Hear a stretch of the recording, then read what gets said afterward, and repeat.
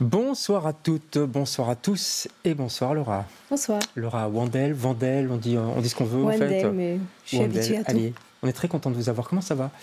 Merci, Ouais, ça va très bien, ça va et vous? Bien, merci. Le film sort cette semaine. Si je vous pose cette question, c'est voilà, comment on se sent quand un film sort? Parce qu'on en parle depuis longtemps quand même, hein, depuis Cannes en fait. Quoi. Donc ça y est, il sort en Belgique là maintenant. Oui, je me sens à la fois hyper heureuse et fébrile, parce que ça a été à nouveau un long processus. Et maintenant, voilà, il va être dans les mains des spectateurs, donc j'espère que, voilà, que ça va les toucher. Je crois. Ça s'appelle L'intérêt d'Adam. Je m'avance un peu, hein, mais je crois. Ça s'appelle L'intérêt d'Adam. On va en parler. Avant ça, 3 petites questions, si vous voulez bien, genre questionnaire de Proust. Vous répondez un peu du tac au tac. Hein. Si vous étiez un animal, vous seriez quoi? Un écureuil. Ah bon, pourquoi? Parce que déjà, je les trouve vraiment mignon. Très mignons. Puis ils peuvent voyager d'arbre en arbre, ils font leurs petites provisions, ils peuvent hiberner, voilà. Pas mal, écureuil. Si vous étiez un souvenir d'enfance? Si j'étais un souvenir d'enfance, oui. Je dirais, évidemment, je dirais que quand j'accompagnais ma mère, justement, qui travaillait à l'hôpital, et que j'étais dans la salle de réunion et que je pouvais observer, voilà, je pouvais observer tout ce monde-là. Et vous avez été puisé sans doute dans ces souvenirs aussi pour l'ambiance du film, j'imagine. Et si vous étiez un film, une référence de film? Tant qu'à faire, autant rester aussi dans le sujet, je dirais La mort de Dante Lazarescu de Cristi Puiu. D'accord, film roumain, j'imagine, je l'ai pas vu. Sur aussi ceux qui traitent de l'hôpital, et c'est extraordinaire. C'était vraiment notre référence pour le film. Rappelez-moi le titre.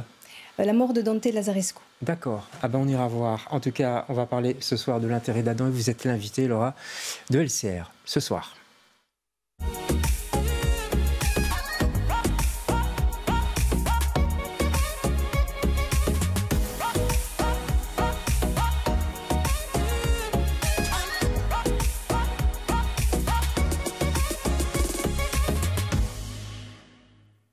Moi, je m'appelle Lucie, je travaille ici dans cet hôpital. Est-ce que ma maman, elle peut rester avec moi pour dormir? La juge a accepté de vous laisser venir 2 fois par jour pour lui donner à manger. Ce que vous lui donnez, ça comble pas les besoins d'un enfant de 4 ans. Il a des carences, il a un retard de croissance. L'urgence, c'est que le gamin reprenne du poids et s'en sorte sans séquelles. Sans sa mère, ça marche pas. Il se laisse dépérir. Il faut qu'on fasse avec elle. Je peux pas laisser tout seul.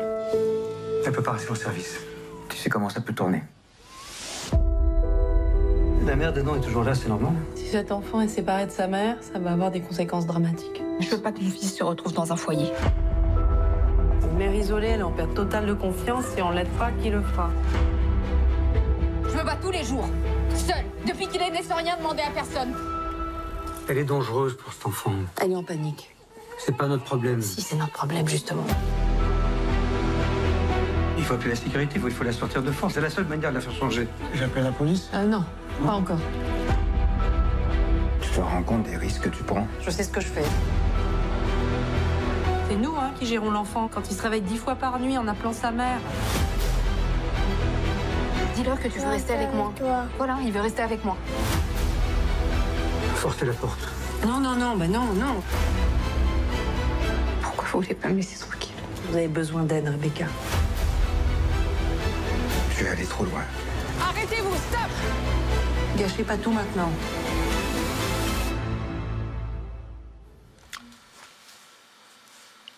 Voilà L'intérêt d'Adam jusqu'au dernier plan de cette bande-annonce. Film à voir absolument, ça sort mercredi dans tous les bons cinémas. Je disais, on l'a attendu longtemps parce qu'il était en ouverture du Festival de Cannes, en tout cas de la semaine de la critique.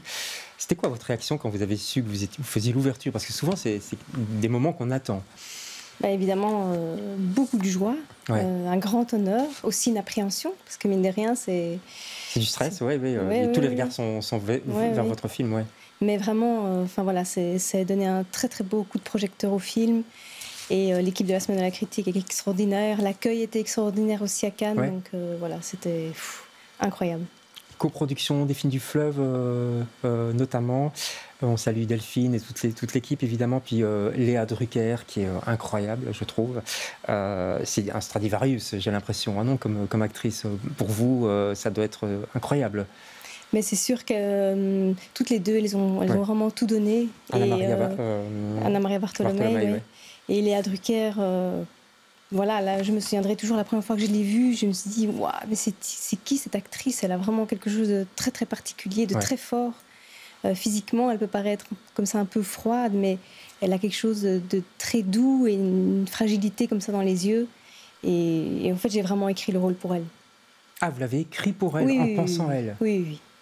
Incroyable. Elle avait dit oui d'abord, j'imagine. Il vaut mieux. Ben, voilà, j'ai écrit le scénario et puis on lui a envoyé. Ah oui, c'était même pas sûr. Suspense. Non, c'était pas sûr. Et une semaine après, on a eu le retour de son agent. Elle acceptait de me rencontrer à Paris.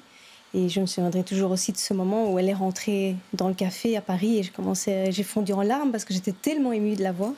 Et puis qu'elle accepte aussi de me rencontrer, c'était vraiment une magnifique rencontre. C'est touchant ce que vous dites, vous avez fondu en larmes, parce que les personnages que vous écrivez, qui sortent de votre plume, donc de votre tête, quelque part, c'est votre famille, en fait, ils vous appartiennent. Enfin, vous voyez ce que je veux dire, il y a un truc, un attachement. Oui, en tout cas, j'essaie de les montrer autant dans leur fragilité que dans leur force. Je trouve que c'est important de montrer l'humain comme ça, en tout cas. Oui, et que les choses ne sont ni blanches ni noires, quoi. Tout est toujours nuancé. Ouais. Ça a été tourné entre autres à l'hôpital de Huy, à Liège aussi, mais principalement à Huy, au centre hospitalier de Huy. Vous avez travaillé un petit peu avec les gens de l'hôpital pour les conseils, tout ça? Oui, énormément. Et c'était vraiment super parce que autant eux, ils étaient très intéressés par ce qu'on faisait. C'était aussi une grande découverte pour eux. Et autant, évidemment, un tournage, quoi, vous voulez dire? Oui. Et en même temps, ils nous apprenaient énormément de choses. Il y avait vraiment des infirmières qui étaient là pour guider Léa dans ses gestes. Ça, c'était vraiment hyper important. Et qui étaient là aussi pour nous donner des conseils. C'était vraiment, en fait, hyper important pour moi de pouvoir tourner dans un vrai hôpital aussi, pour qu'il y ait une certaine véracité qui se dégage des images. Pourquoi c'est plus vrai, c'est plus crédible que dans un décor, parce qu'on aurait pu refaire le décor quelque part? Mais pour moi, c'est important. J'ai l'impression quand même que ça se sent. Il n'y a rien à faire. Oui, c'est pas du tout la même chose. Et voilà, on disposait aussi du coup de tout le matériel médical et le fait que toute l'équipe, on était toute la journée dans cet hôpital, ça joue beaucoup. Moi, je trouve. Ouais. C'est important, la crédibilité dans vos films. Je me souviens de votre premier film, c'était déjà aussi quelque chose qui vous tenait à cœur, quoi. Être crédible, quoi, ne pas faire semblant. Oui, c'est très important, surtout quand on parle d'un milieu comme celui-là. Et d'ailleurs, j'étais en immersion pendant plusieurs semaines à l'hôpital Saint-Pierre à Bruxelles, en amont même de l'écriture, pour voir qu'est-ce qui se passait à ce moment-là dans les hôpitaux. Et c'était en juillet 2020, quand j'étais faire mon... En 2020, donc après le Covid ou en plein dedans, le Covid. Oui. Et voilà, j'ai vraiment été bouleversée par évidemment tout le travail de personnel soignant. Et finalement...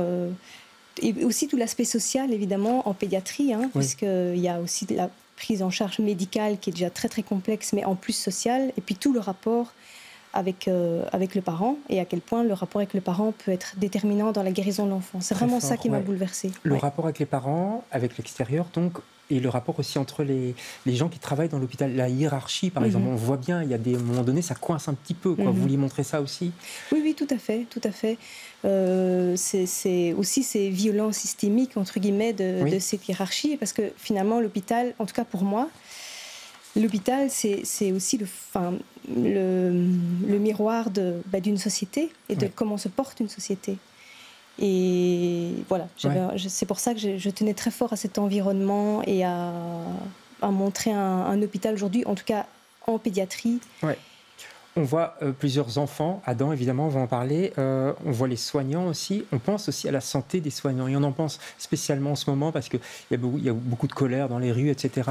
On a l'impression, quand on voit ce personnage, qu'elle ne prend pas tellement soin d'elle, en fait. Mais c'est sûr que son métier prend énormément de place dans sa vie, mais elle aussi décide de donner cette place.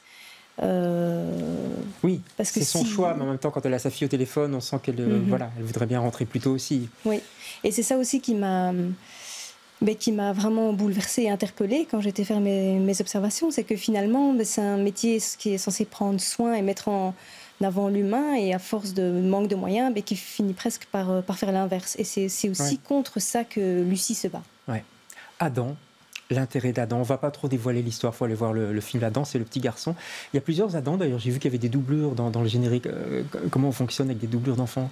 Alors en fait, c'était des jumeaux, même s'il n'y en a qu'un qui apparaît surtout à l'écran, donc Jules Delsart, et Léo était là en tant que doublure, effectivement pour les répétitions, parce qu'il n'avait que 5 ans au moment du tournage, et pour des questions de travail légal des enfants, c'était dès le départ, on savait qu'on allait travailler avec des jumeaux. D'accord. Et les indications aux enfants, vous avez l'habitude, puisque dans votre premier film, c'était déjà avec des enfants un peu plus grands, mais voilà, je trouve que la mise en scène est formidable, mais aussi la direction d'acteurs et d'actrices. Mais diriger un enfant, c'est plus compliqué, c'est plus simple. L'enfant, il joue en fait, ou c'est pas si évident que ça? En fait, évidemment, à cet âge-là, il ne savait pas encore lire. Donc, avec les 2 coachs enfants avec lesquels j'ai retravaillé, qui étaient sur un monde, donc Perrine Bigot et Charlotte Mours, qui ont fait un travail extraordinaire. On a vraiment mis en place toute une méthode bien en amont du tournage. On se voyait tous les mercredis avec les enfants. Je peux vous expliquer si vous voulez vite fait. Donc, oui, allez-y. Ce qu'on faisait, c'est que on leur expliquait très simplement la situation, les scènes. Et puis, on leur demandait de rejouer la scène avec des Playmobil pour qu'ils comprennent bien que c'est pas que c'est pas eux, mais que c'est un personnage. Et puis, on leur demandait de commencer à improviser devant la caméra, qu'ils commencent à s'habituer à la présence de la caméra. Et puis, on leur demandait de dessiner la scène. Et on a parcouru toutes leurs scènes comme ça. Et du coup, au moment du tournage, on ressortait leurs dessins, ça leur rappelait tout ce dont on avait travaillé, et en même temps, je les dirigeais en direct. Donc, on veillait toujours à ce que ce soit ludique et dans l'action. D'autant plus que c'est dans un vrai hôpital, donc l'environnement est un peu stressant. Il y a l'équipe de cinéma, mais il y a aussi les murs, si je puis dire.